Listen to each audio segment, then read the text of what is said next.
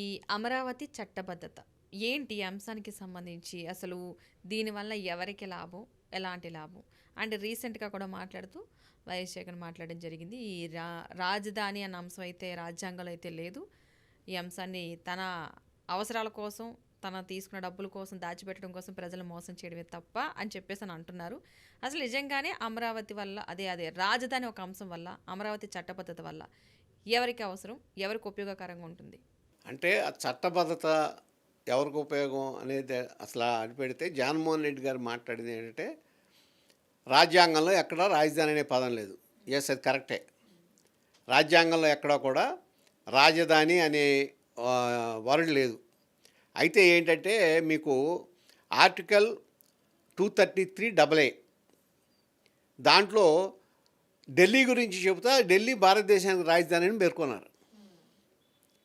అంటే అక్కడ రాజధాని అనే పదం అక్కడ వచ్చింది, క్యాపిటల్ అనేది.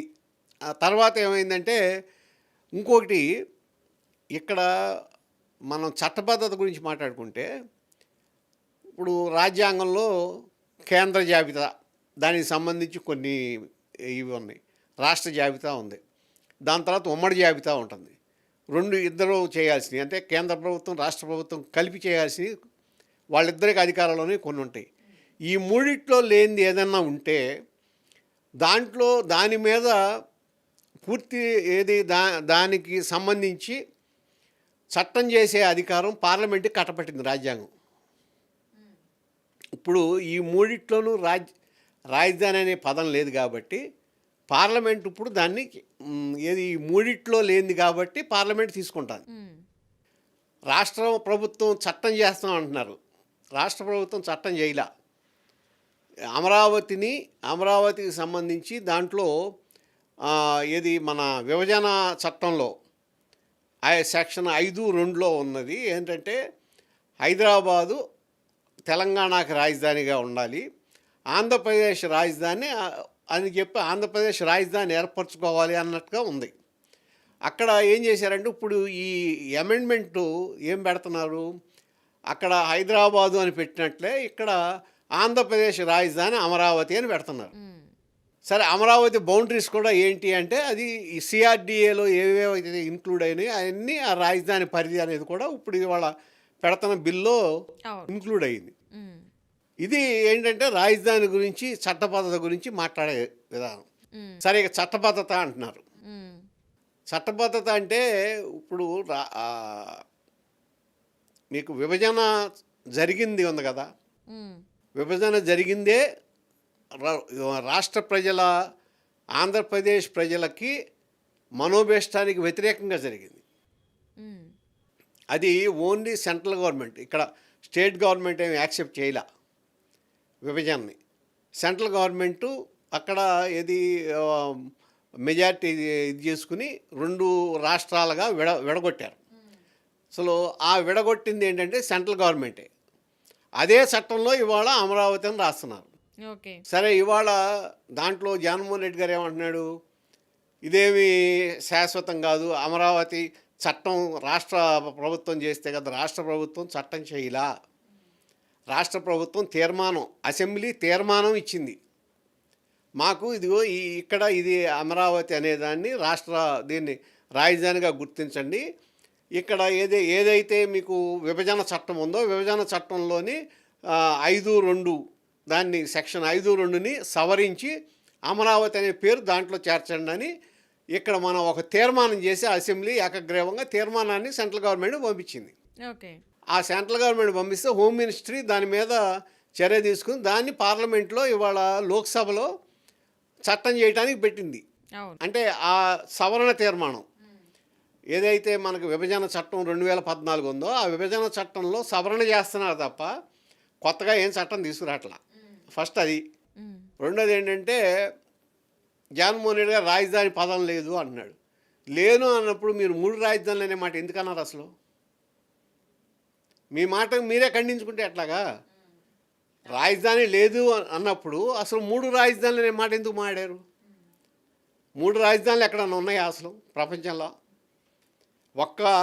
మీకు మహారాష్ట్రలో ఆ రోజున ప్రత్యేక విదర్భ కావాలని ఇప్పుడు తెలంగాణ యాజిటేషన్ జరిగినట్టే ప్రత్యేక విదర్భ కోసం దాదాపు ఒక 20-30 ఏళ్ళు పోరాటం జరిగింది. దాన్ని సాటిస్ఫై చేయటం కోసం మహారాష్ట్రలో ఏం చేశారంటే ఒక సెషన్, వింటర్ సెషన్ అది నాగపూర్లో పెడతారు, హ్మ్. అసెంబ్లీ సమావేశాలు.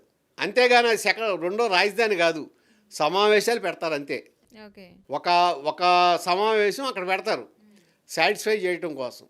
అంతేగాని విడగొట్టుకుంటూ వెళ్ళిపోతే మీరు ఒక ఒక పద్ధతి లేకుండా మనం 3 రాజధానులు 30 రాజధానులు అనుకోండి వెళ్తే మీకు ఏమవుతుంది, డెవలప్మెంట్ మూలబడిపోతుంది. మిమ్మల్ని ఎట్లా నమ్ముతారు? ఇన్వెస్టర్స్ నమ్మి వాళ్ళు ఇన్ని వేల కోట్లు తీసుకొచ్చి మన దగ్గర పెట్టాలి అంటే ఎక్కడైనా పెట్టాలి, ఏ రాజధాని దగ్గర పెట్టాలి, ఏది రాజధాని అనుకోవాలి, ఏ ఆఫీసర్ ఎక్కడ ఉంటాడు అనుకోవాలి, లేకపోతే ముఖ్యమంత్రి ఎక్కడ ఉంటాడని రావాలి, వాళ్ళు మంత్రులు ఎక్కడ ఉంటారని అనుకోవాలి.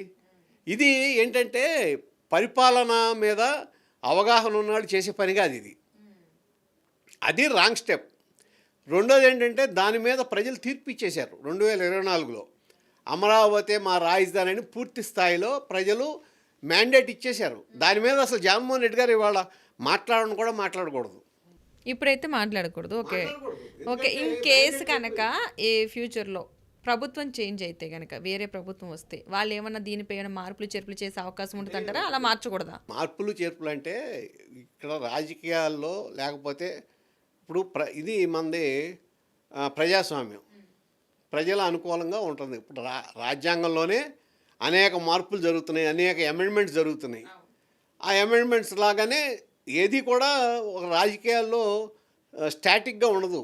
రాజకీయం అనేది డైనమిక్గా ఉంటుంది. ఆ రోజున ప్రజల అభిష్టానికి సరిపడా ఏదన్నా జరిగితే జరగవచ్చు తప్ప చట్టంగా చేసామంటే ఇది కొంతవరకు అక్కడ ఎవరైతే భూములు ఇచ్చారో రైతులకి వాళ్ళకి ఒక కాన్ఫిడెన్స్ వస్తుంది. తర్వాత ఇన్వెస్ట్ చేసే వాళ్ళకు కూడా అమరావతి అని చెప్పి వచ్చేసింది అనేది ఒకటి వస్తుంది.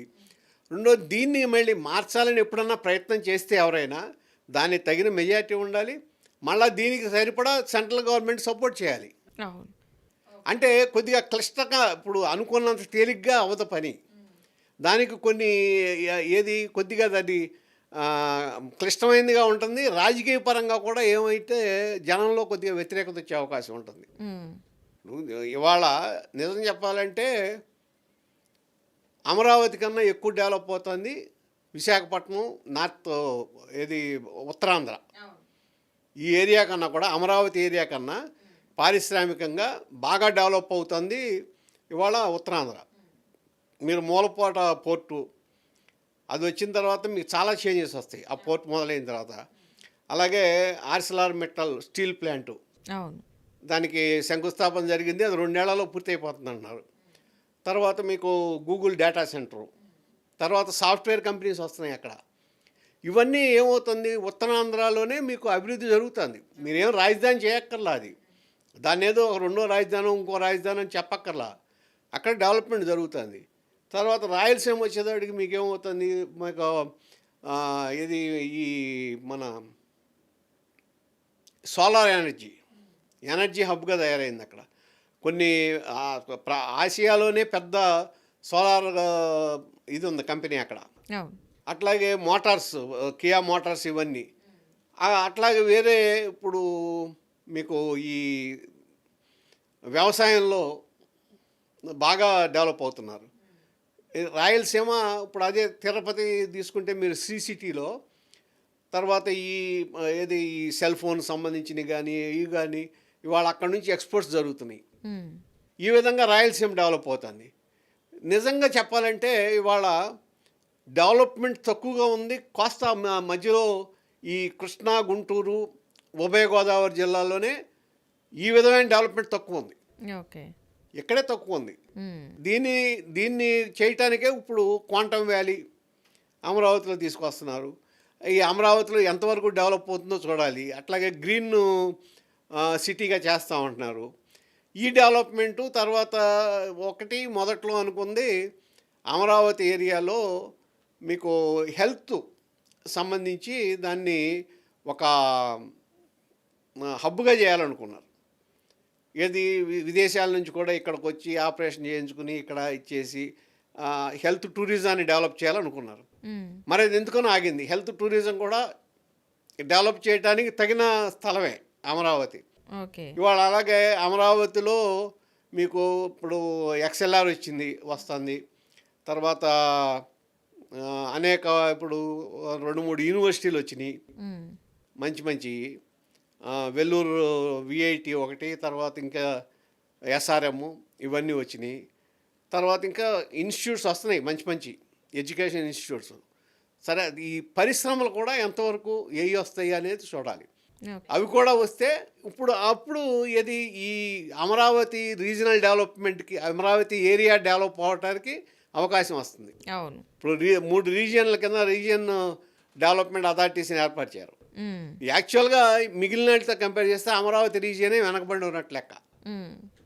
అవును. కాబట్టి ఇది క్రెడిట్ చోరీనా లేకపోతే ఎవరు చేశారని కొట్లాట్లు కాకుండా మీరు ఎంతవరకు మనం చేసాం, అభివృద్ధి చేస్తే దాన్ని మళ్ళా అవతల ఏ గవర్నమెంట్ అయితే చేసిందో అది విమర్శించటం, లేకపోతే ఆ ఉన్న పరిశ్రమల్ని ఇబ్బంది పెట్టడం, పారిశ్రామికవేత్తల్ని. ఇప్పుడు దీనికి ఉదాహరణ జగన్మోహన్ రెడ్డి గారు చేసిన మరి తెలివి తక్కువ పనులు ఇవన్నీ. అప్పుడు పీపీఎల్ని పవర్ పర్చేజ్ అగ్రిమెంట్లు ఉంటే వాటిలన్నింటినీ ఏకపక్షంగా క్యాన్సిల్ చేసేయండి, ఇంక చేయకూడదు.